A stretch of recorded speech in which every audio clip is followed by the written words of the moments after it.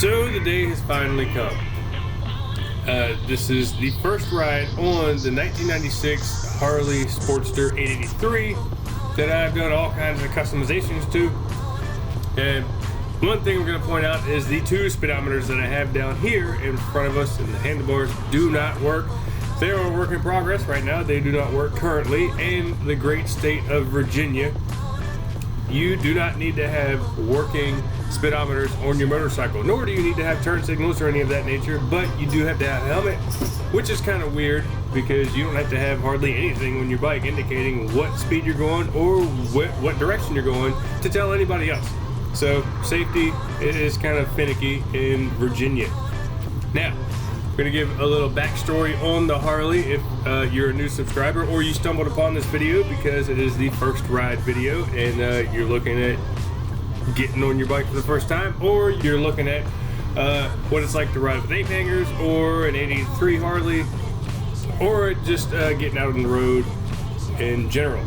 So it was not my intentions to have the Harley on the road at this time whatsoever. Normally I race dirt bikes. I race hare scrambles, enduros, hard enduros, all that stuff around Virginia, West Virginia, North Carolina. We go all over. There's 3 different series that I like to try and dip into to race, and we were currently making our way out of C-Class into B-Class racing, and we're the last race placed on a podium, so we were making a lot of progress. And then disaster struck. We ended up with this coronavirus, COVID-19, whatever the hell you want to call it. Everybody's wearing face masks and nobody wants to touch each other. Ooh. So we the race series decided that they were suspending the season, they were canceling everything, they were postponing all this stuff, and now we are not racing. So what I decided to do is take the money that I was going to basically put towards the race season and dump it into the Harley. So since we have all this downtime, we decided we got the Harley, we're going to finish it up, we're going to get on the road, and we are going to ride it. Now, there's one thing that I am a little hesitant on doing, and it's not taking your hands off the bars because, you know, whatever. It's passing other motorcycle riders like we are doing right now, and they're all waving to me like we're buddies. I don't know any of these guys. I'm not going to wave to them because, frankly, I'm not their buddy. I'm just some dude on a motorcycle. I don't wave to people when I'm in my truck because they have a Dodge Ram because I have a Dodge Ram. Why am I going to wave to somebody else that has a motorcycle because I have a motorcycle? I don't understand it. I know there's some logic behind it, but for right now, I'm just going to be a lone wolf and fight the power. So, even though we have a history of racing dirt bikes and we have been on dirt bikes and off-road vehicles for years, right now, it still was extremely important for me to take MSF course as what I did in order to obtain a motorcycle license.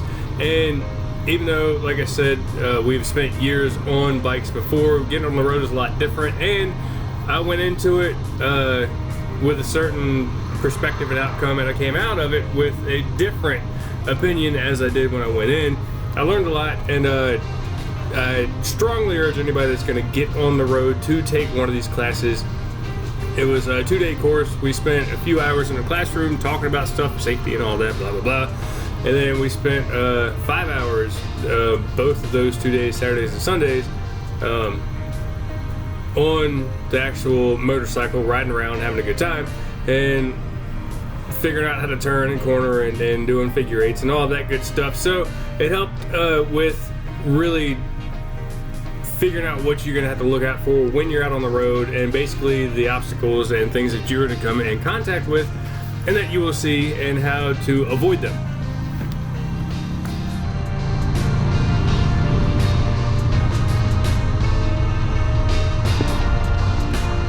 Since this is the very first ride on the 96 883 Harley Sportster, I wasn't sure if it was going to break down or not. I didn't know if it was going to blow up. I didn't know if tire was going to fall off. I didn't know any of this stuff, even though I did my pre-ride inspection very thoroughly.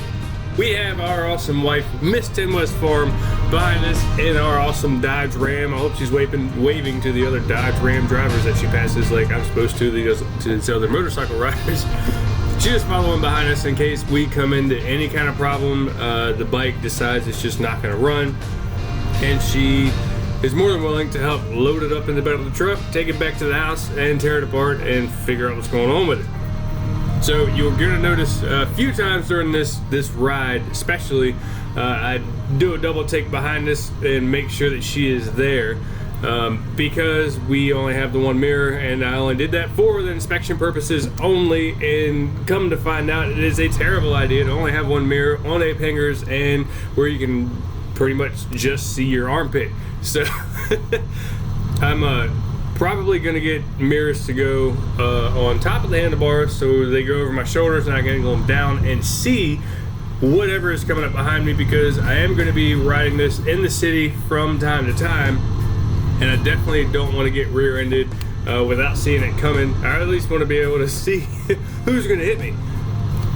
So there's one thing that I'm going to say I really don't like is when you come up to a stop, me especially now on this bike with the ape hangers, and I can't see anything behind me, I can't hear anything, all I can hear is the bike.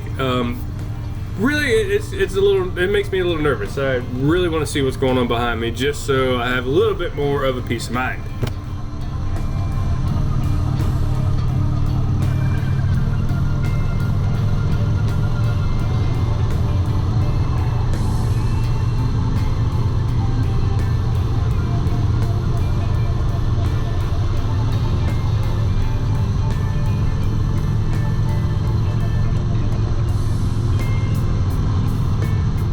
So there's a few things I wanted to go over. You guys are going to notice the bike sounds extremely quiet, and there's a rattling noise in certain parts of the video. The rattling noise is the actual train horn that I put on this thing.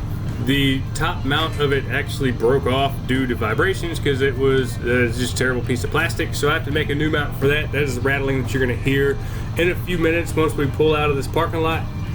And another thing is where we are riding. I decided I wanted to pick pretty low volume traffic roads. And these are all like back roads and main roads that are in Spring Grove and Surrey County, Virginia. It's a lot of curves, a lot of twists, a lot of turns, a lot of things you got to watch out for, a lot of patches in the road. And those are the primary reasons why I wanted to get out here and cruise around on these roads, because of all those points. So you have to pay attention to what you're looking at. You have to pay attention to your line choice, pay attention to how you're taking the corners and the curves and all that stuff, coming in and going out of them. And you have to be able to read the road. Luckily for us, where we live, there's not a whole lot of traffic on these roads until you get into the city. And it makes it for a less stressful type of ride like we're doing right now, where we really don't know how the bike's gonna act. I haven't gotten it out of second gear for the year or so that I've had it, up until today.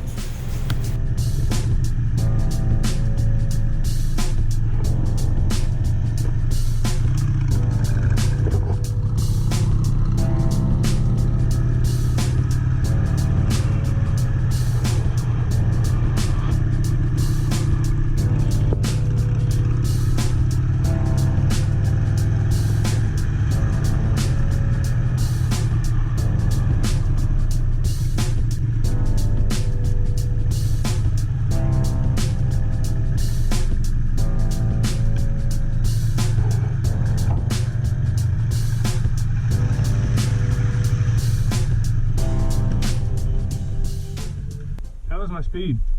On the highway you were doing 70, and then over here you were doing 45. I wanted to do about 35, 40 here. I was doing 70 on the, really? It feels like I'm going too slow. It's not very soft to ride. The few little divots I hit sucked. The seat does nothing. Until we get the speedometer worked out. Apparently we got to tone it down a little bit, which I tried on the ride home. Talking to Miss 10 West Farm, she said that I was doing better with speed regulation and judging how fast I was going. I tried to slow down a little bit, but it still felt like I was just going way too slow. I don't know if you guys have that problem at all. If you do, leave a comment down in the comment section. Let me know what you do to adjust your speed, regulating it if you don't have a speedometer. I know a lot of bobbers don't. This is kind of a bobber. It's kind of not. It's like a Frankenstein bike. I'm just piecing a whole bunch of stuff together. I think it looks cool, and I'm taking it out and riding it.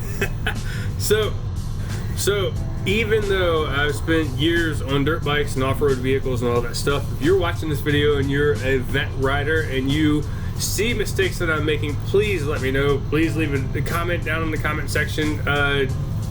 Personal message, phone call, Instagram at 10westmoto, any of that stuff. Let me know what you see that I need to work on, that I'm doing incorrectly, that just is a red flag to you. I'm extremely humbled by all that stuff. I'm open for all suggestions.